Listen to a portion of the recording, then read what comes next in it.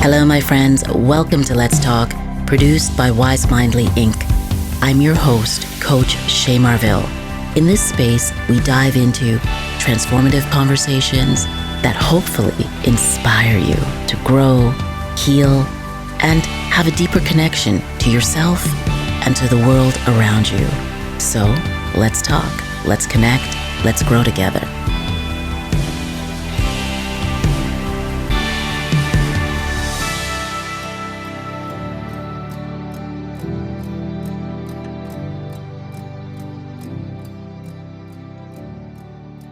Hello, my friends. Welcome to Let's Talk. On today's episode, I have a fantastic author, writer, wellness strategist, researcher, and she's just written a book called Claim Your Brain. Jocelyn Pepe. Jocelyn, welcome to Let's Talk. I'm so glad you're here. Well, thank you, Shay. I'm really looking forward to our conversation today. I'm laughing because, you're glowing, and I think you're glowing because you're beautiful, because you're getting such a great response to this book. Mm-hmm. And I want to know what inspired it and what you're going to do next. But what inspired this book? That's a beautiful question. And I am radiating from the inside out because the response has been super. And what inspired me to write this book was my own journey with mental health as a daughter and as a mother. And I feel like this conversation needs to come to the table for all people so that we all understand the ripple effect our mental health has. And so not only did I struggle with some of the female hormonal challenges of mental health, right, and that part of mental health and brain health, but also I was impacted by other people's mental health. And so when I absorbed everybody else's mental health experiences without the tools to understand what was mine and what was other people's, I internalized everything. And that led to increasing psychological stress and such a demise in my own well-being that I had to find my way in the dark from a very dark place. And I wanted to put everything in one place that I had learned so people don't have to find their way in the dark and they can have tools across their whole health in order to support them better. No, it was really in your, would you say, like late 30s and 40s that you started to experience anxiety or anxiousness? Or when did you become aware that something was wrong? I feel like I knew I was struggling in my teenage years when puberty hit. And then with every P in women's mental health or women's health milestone, puberty, pregnancy, perimenopause, yes, I feel like I struggled a little bit more with the onset of each one, not understanding anything about what was happening or having the tools or the support or the conversations around me to deal with it. So I feel like anxiety started in high school and drove me. And then as I had babies and miscarriages, yes, I had increasing challenges with my mental health, and difficulties in relationships started to increase anxiety. And throughout my 20s and culminating in my later 30s was the precipice of the real decline where I had suicidal ideation, and I really wanted just somebody to take care of me because of how overburdened I felt. And from there, I went into overcompensating, I feel, yes, and led to burnout and a leave of absence from work. Right. And it all culminated 4 years ago with a traumatic brain injury. Okay, before we go there, though, can you describe what you were talking about in terms, or referring to in terms of your teenage years?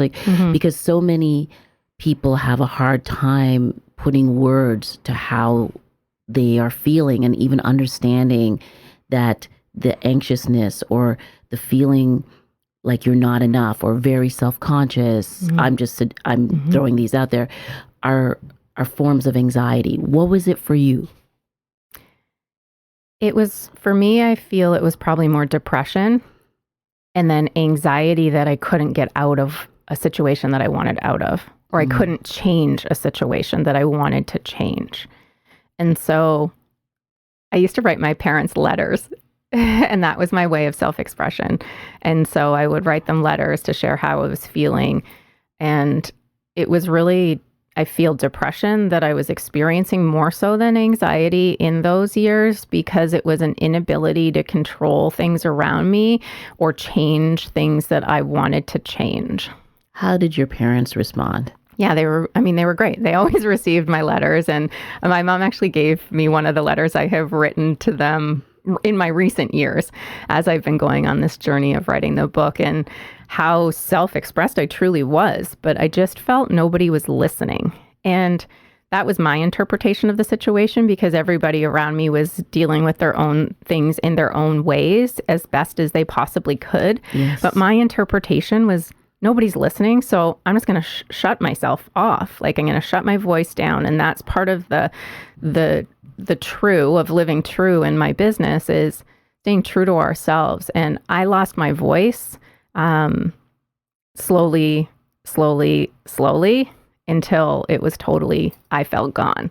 And do you think that you learned how to suppress that voice, and then that, like, in your teenage years, and then that became the tool that you used until you couldn't use it? I would say what happened was I started to live in a place of fear of using my voice. So it really was a nervous system response, like a shutdown, slowly shut down.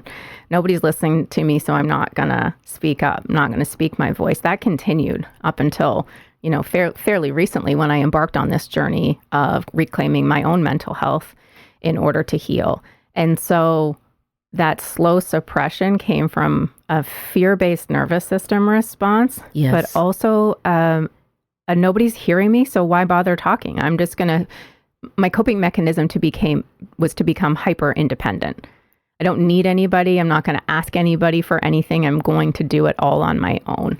Right. But then as you evolved as an adult and into womanhood, you got married, you had children. Would the anxiety increase, or the depression, not anxiety, would the depression increase with every new sort of event that's supposed to make you so happy? Yeah, every event did make me so happy. And that was the paradox that I had a really hard time reconciling, was that everything was making me so happy. Every birth of a child, every milestone, I lived and adored all of that with my kids.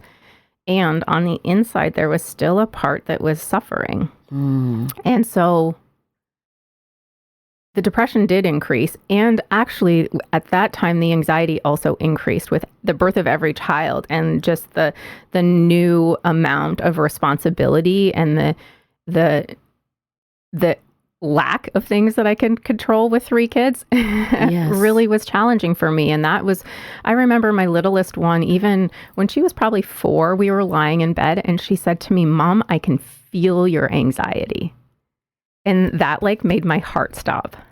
Wow. And I was like, she is such an empath. Yes, you've mentioned that before. Yeah. And so, wow, what a response to say, something's happening here. And I was at that point in time, I was alone. I was divorced with 3 kids. And so that coping mechanism of trying to control everything really kicked into overdrive in order to manage or mitigate the anxiety. And did your awareness of the anxiety inspire you to study more, to go deeper and go back to school and do your master's in psychology? What was your response sort of I'm going to go to school for this? It was. That has been my response. My response to go back for my master's, the reason I did that was because I wanted to understand what was going on for me and for the people in my life who were struggling with their own mental health. So I wanted to better understand myself so that I could move forward in a new way. And I really started to learn what the model in the book shares is there's lots of ways we can take care of our mental health. And it's for me, is not a chemical imbalance in my brain. It was life circumstances. break this down slightly because we often talk about depression as we've identified it as a disease and a chemical disorder for some, but not for all. Yes. Can you elaborate on that, like for yourself? I would love to, because in my early days, before I even decided to write a book, I met a man who was writing a book called "You're Not Depressed, You're Unfinished," and Ardashir like inspired me, and I was like, "Wow, you're writing this, and this is what I believe." So I'm going to keep studying more about this, and I'm going to share what I already had thought of, which was my model around true mental health, which starts with our relationship to ourselves. So when I talk about this, I'm talking about from my own experience, which was mild to moderate depression, not moderate to severe, not major depressive disorder, which is a different category, which is where it gets into a different conversation. But from my perspective, I didn't have a good, healthy relationship with myself. So that was the first and foremost thing that was really adding to my depressive state, because I was really harsh with myself. And my inner voice didn't start harsh. It grew harsh with external circumstances and external voices that I accumulated over time. So that was really hard. And then my external relationships were struggling. So they weren't healthy. Yes. And so that also eroded my mental health. And then from there, like, I was working out, I was eating well, I've always been into health and nutrition, and that was not enough. And I think that's where people need to go a little bit deeper in to take care of their mental health. So I went deeper into my emotional health and my emotional well-being, and I had suppressed anger. I did not want to acknowledge anger. I could not be with anger. I did not express anger. It literally sat bottled up inside of me. Wow. So there was a suppression of emotion that really compounded the depression, and then the inner thoughts and the mental health. And so what I turned to was spirituality and trusting that there was something bigger at play, and that the universe had me in times when I felt like I was in a deep crisis. Do you know why you couldn't express anger? Because in my early years, my very first adverse childhood experience was a conflict. Okay. Yeah. And I did go deep into this in therapy and EMDR.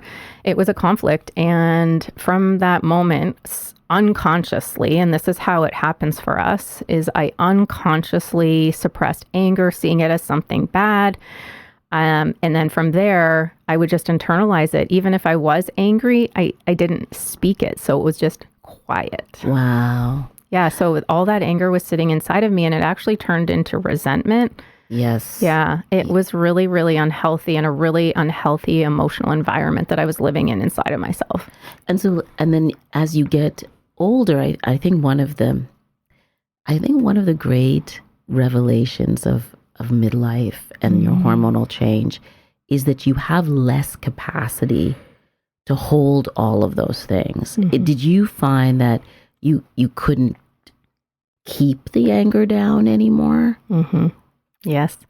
It's interesting because I can't tell if it was midlife or perimenopause. Yes. Or if it was the change in my brain from a brain injury, because they also say that can change your mood and your emotions, and you might experience outbursts or anger. And not that I ever went that far, but I did learn to consciously express my anger in a way that I wasn't strong enough to express in my past. And so that's been a beautiful gift of that ability to express where I felt things were unjust and really vocalize and verbalize and stand up for myself, even if it meant people not liking it, pushing back, getting angry back to me.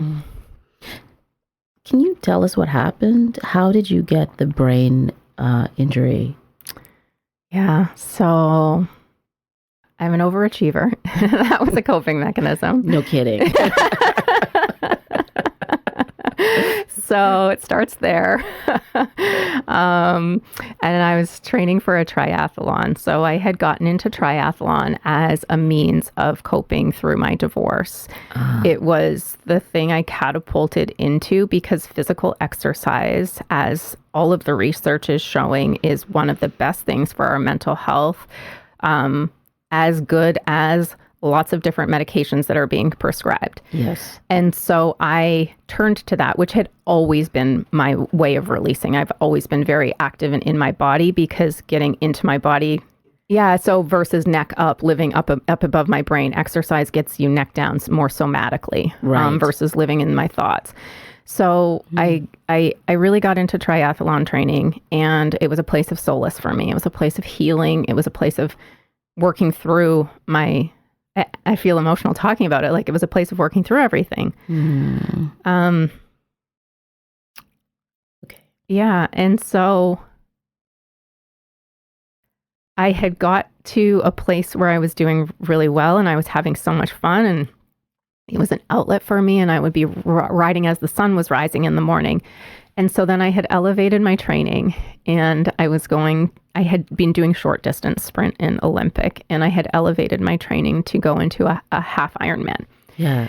And one morning on my daughter's birthday, I went out riding early in the morning, and in a tri-bike, you're in aero position. So I was training on my tri-bike, and there's no brakes.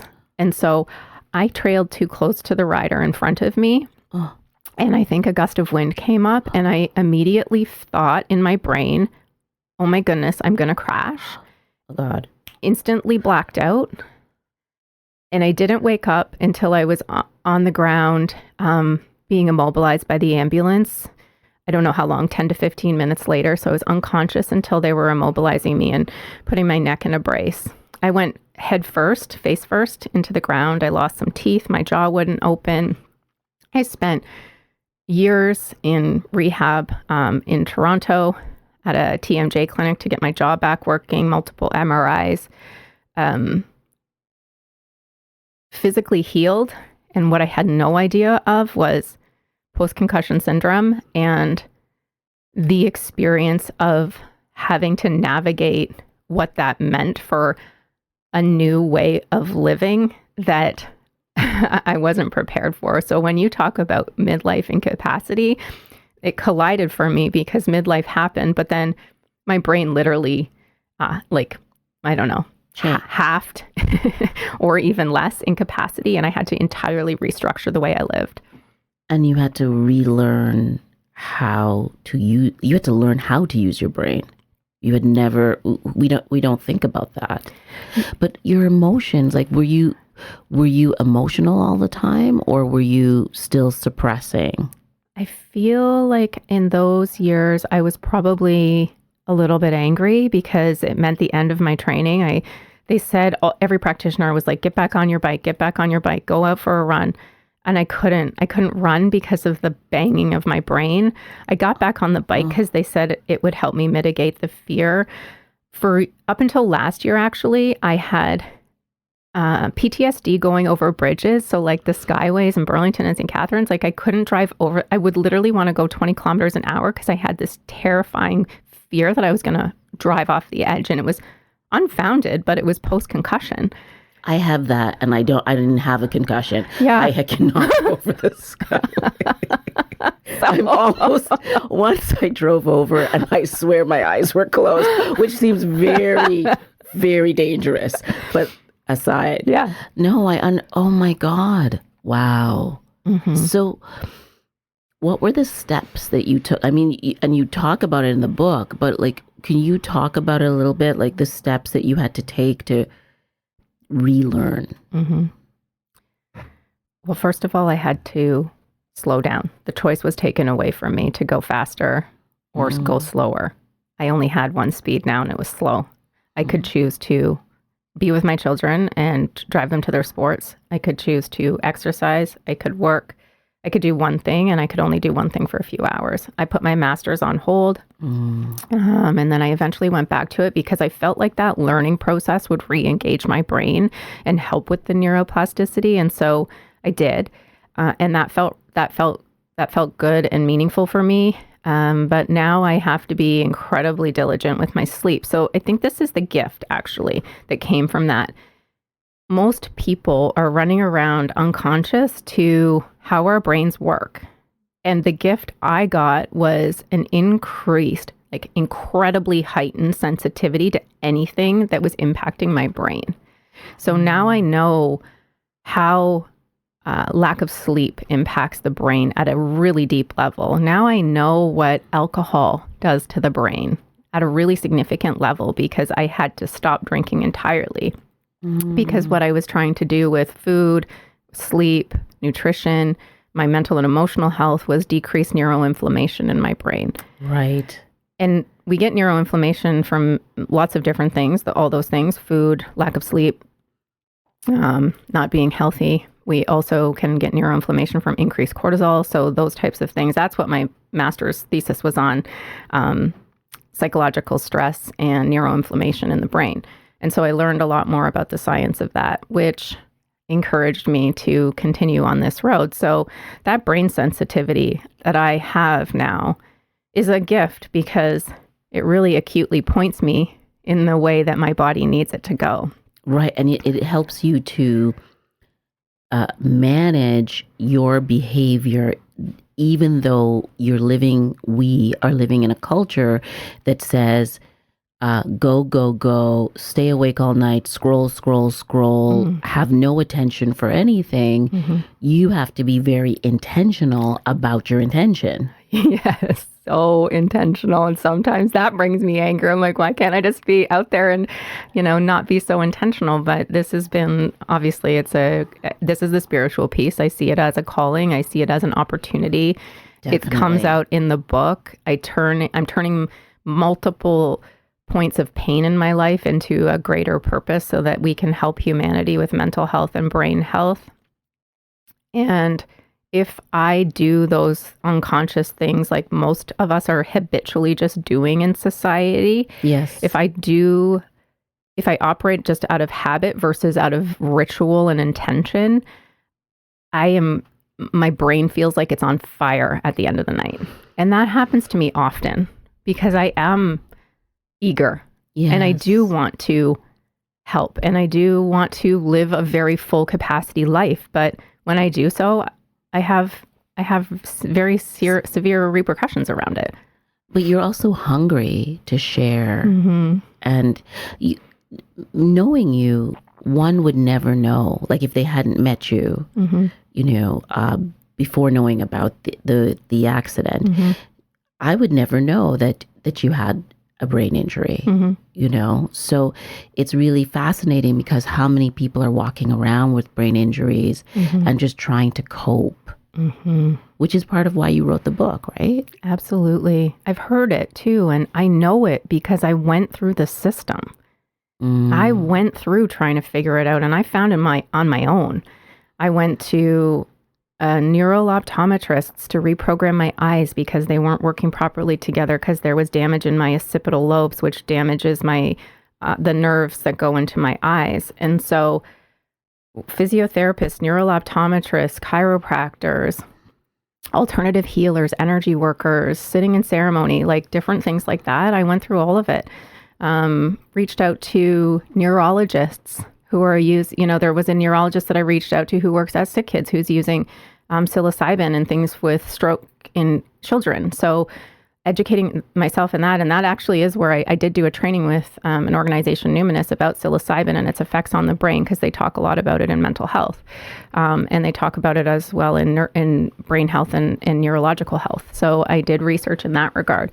So there was lots of learning that I had to do that I would never have known about. You would and also writing the book, which is an even greater accomplishment, knowing what you are going through and bearing every day. It seems like it's also opened a new pathway. I went to your book launch about a month ago, which was awesome and beautiful, and it was amazing watching your family members and friends look at you while you were talking about your experience, and it felt like people were reliving it.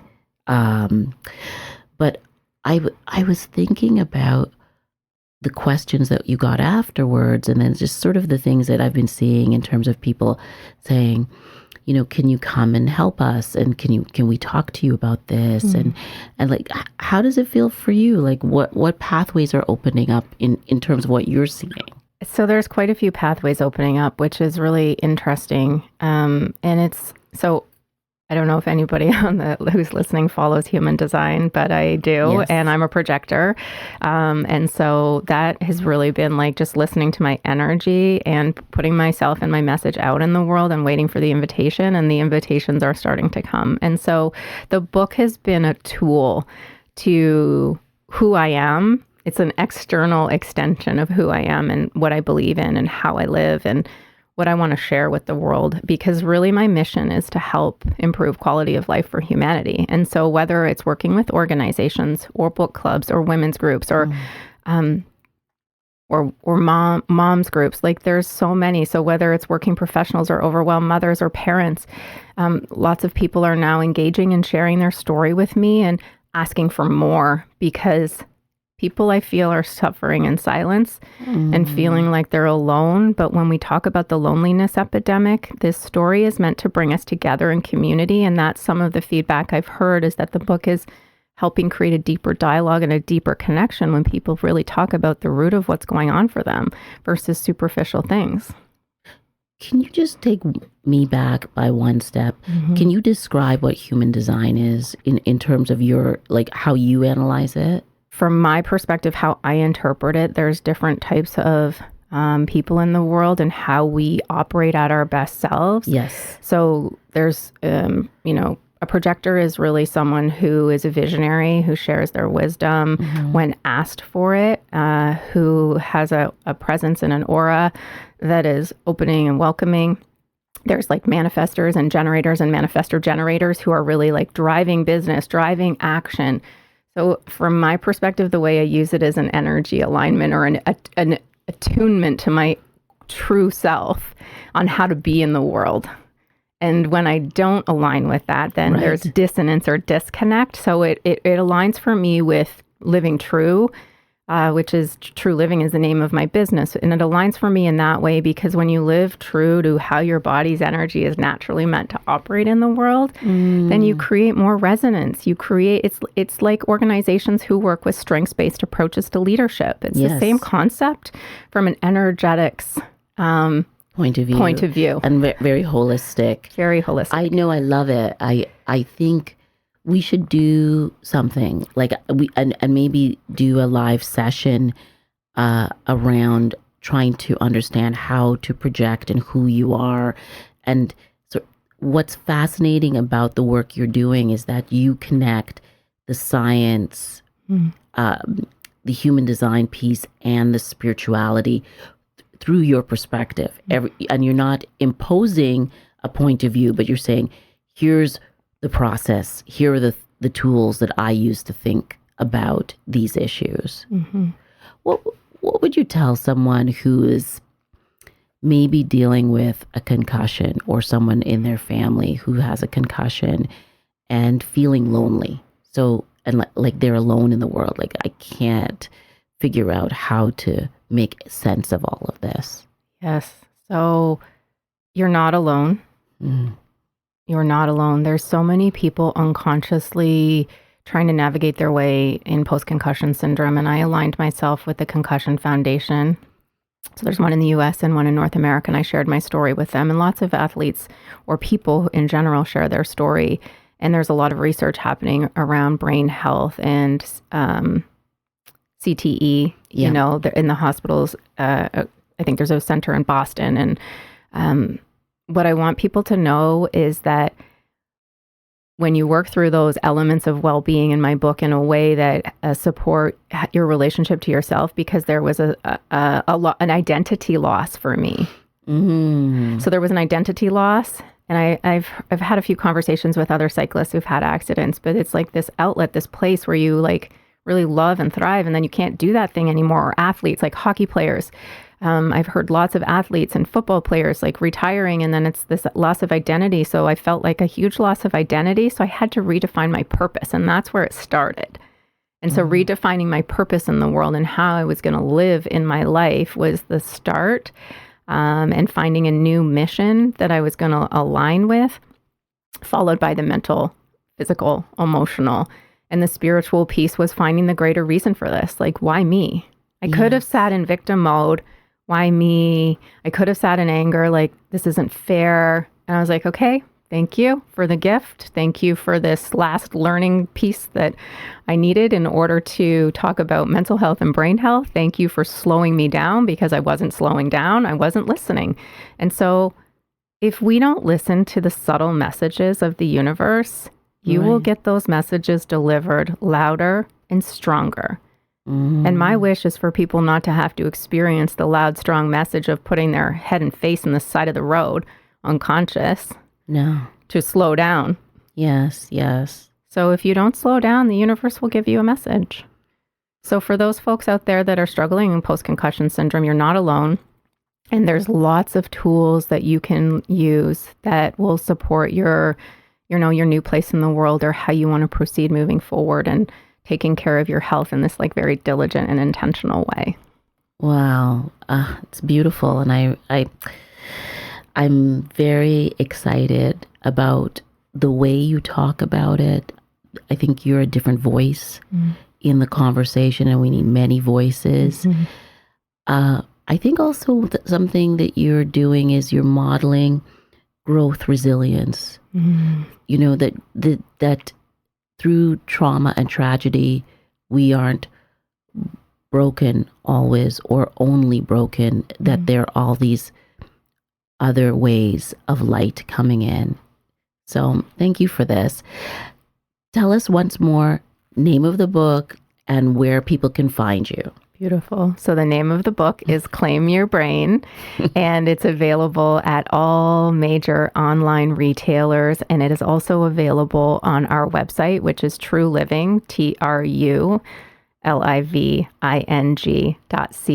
And you can access our social media platforms and emails on that website as well. My goodness. Jocelyn, I'm so grateful for your time. Thank you for being here. Thank you for your courage. And I just want to wish you continued well-being, growth, sleep, love, and joy. Thank you, my friend. Thank you, my beautiful friend. This has been an honor. Thank you. My friends, thank you for joining me on Let's Talk, produced by Wise Mindly Inc. I hope today's conversation inspired you to take action, reflect, or embrace on a new way of thinking, on a new path. And if you enjoyed today's episode, and hopefully you did, don't forget to subscribe, share, and even leave a review. Reviews matter. They allow us to do way more than we're doing now. Let's continue the journey of growth and well-being together. Until next time, I'm Coach Shay Marville. Stay connected, stay curious, and let's keep talking.